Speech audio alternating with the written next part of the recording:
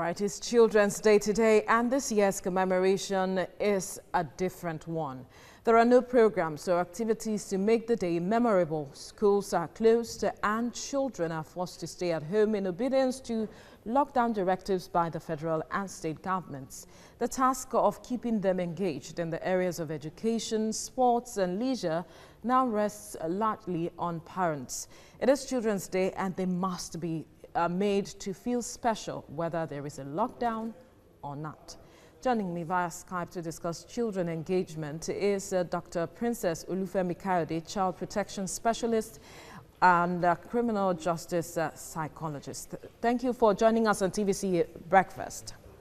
Thank you for having me. Good morning. All right, the circumstances surrounding this year's celebration of Children's Day is quite different. But talk to us, how, from your assessment so far, how COVID-19 has impacted the lives of children, especially their welfare. Oh, COVID-19 outbreak has actually impacted so much on children, particularly their lifestyle.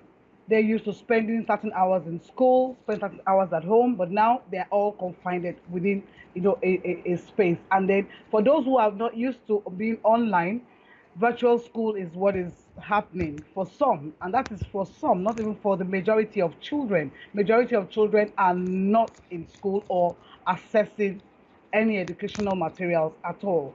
So what we see here now, we have children who have never experienced pandemic, like most of us adults of this generation have never experienced anything that would keep us forced to stay within a particular space. And so managing children and attending to their welfare has been a Herculean task for even both parents and as well as for the country.